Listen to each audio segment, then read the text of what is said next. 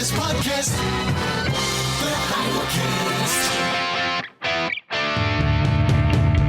It's a Heidel minicast. And now, Scott Clark. Quasi is not pseudo. If the Heidelcast helps you, won't you help us keep it going? Please make the coffer clink by clicking on the PayPal link or by sending a check to Heidelberg Reformation Association, 1637 East Valley Parkway, number 391, Escondido, California, 92027.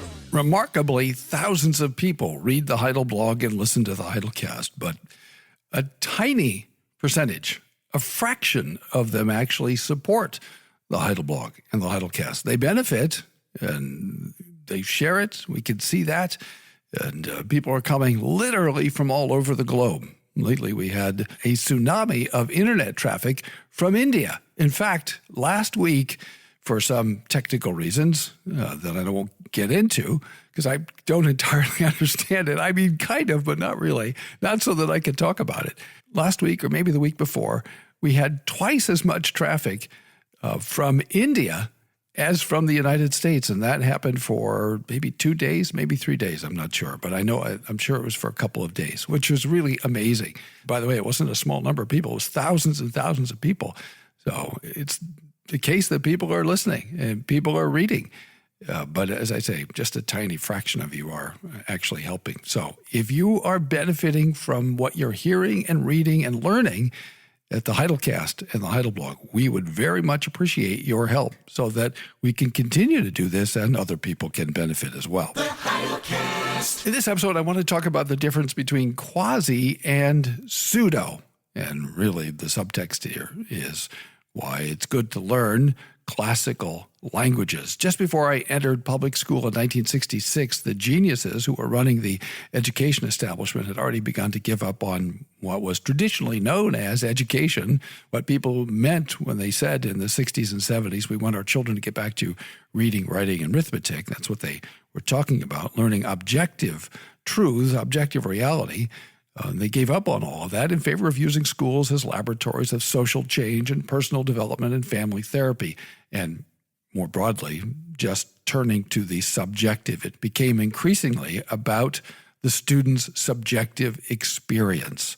In their defense, the collapse of the nuclear family was already beginning to manifest itself. That was bound to have consequences for public education. Think about it. Your local public school, tax-supported public school, is really just a sample of your neighborhood. So when you think about sending your kids to the local public school, apart from the pedagogical issues created by modern educational theory, apart from whatever the teacher who's in charge of your child for 8 or 10 hours learned in university and is just transmitting, probably somewhat thoughtlessly, to students theories they were taught and don't know any other way of thinking about education, right? So apart from all of those things and whatever pressure is being put on the school or direction set for the school by the school board, right? So all of those factors, setting all those aside, just thinking about the pool of students with whom your kids are studying, just as it were,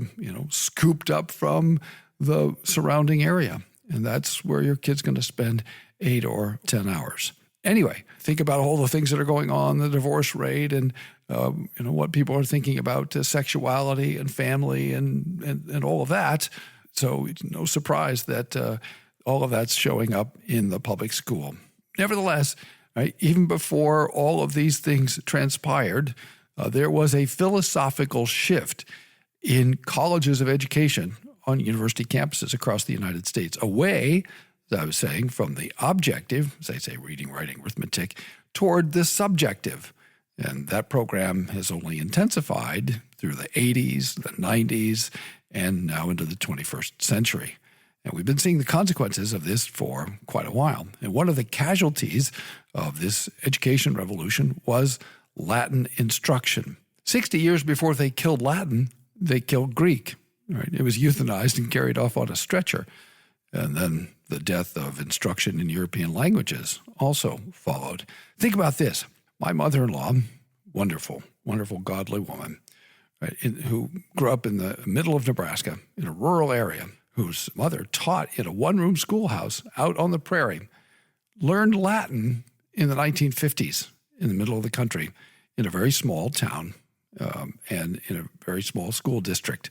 It was expected that school children would learn Latin because they understood that it was pretty fundamental to learning English. And it was a pretty fundamental set of skills that you were learning by learning Latin that you could apply to everything else that you were studying. In other words, it was just assumed in the 1950s that this is what you do, that everyone needs this, that it was rote, it was difficult, and people thought it was boring and irrelevant because they didn't understand, and because the people who were teaching it didn't explain it to them, what was really happening. Then the people complained and moaned, and eventually the geniuses who control the educational establishment killed it. And with it, they killed a lot of other knowledge and learning skills. Ladies and gentlemen, Scott Clark. So when I went to school, or began to go to school in the early and mid-'60s, that revolution was underway. The revolution, however, televised or not, was unable to kill my love of reading and writing. Despite the fact that few of my teachers had any idea how to teach us how to write, I kept taking English courses all through junior high and high school and university.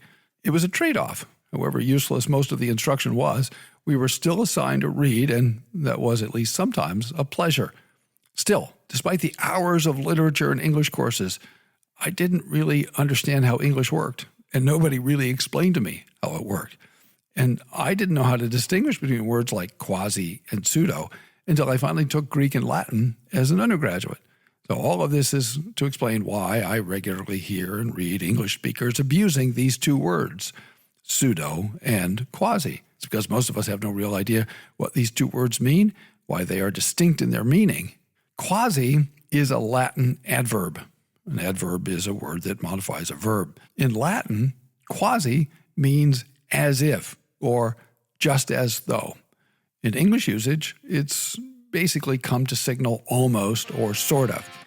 For example, his book is quasi-academic, or she released a quasi-popular album last year.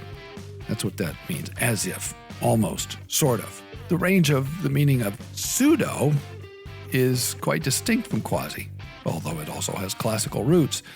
Whereas quasi is a Latin loan word, pseudo is a Greek loan word. And in Greek, it means false.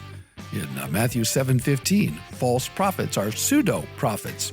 The false apostles of 2 Corinthians 11:13 are pseudo-apostles. CBD may be a quasi-medicine, but Dr. Snookham's snake oil is definitely a pseudo-medication. There's a significant difference in meaning. CBD may have medicinal properties. It may not. I don't know. I'm not that kind of a doctor. But to the degree it does, it is quasi. Most of the stuff sold on late-night television, however, is pseudo-medicine. A blender that is quasi-effective works somewhat for some things, but a pseudo-wrench would be useless. There are numerous reference works that will help orient the reader to Greek and Latin roots of English.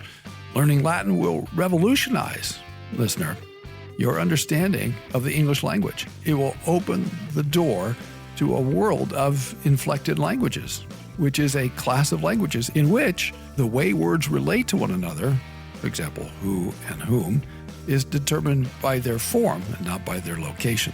Learning Latin will transform your use of English, and it will also open the door to learning Greek, since they are built on the same structure.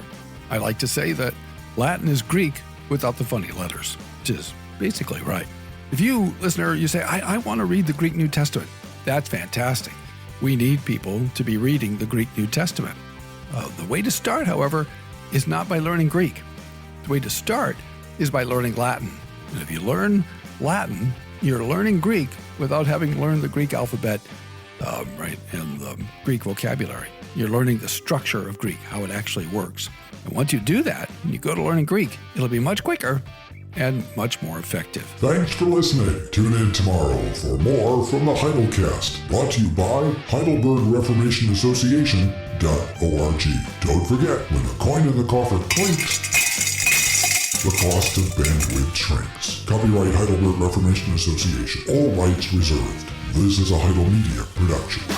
The best podcast, the Heidelcast.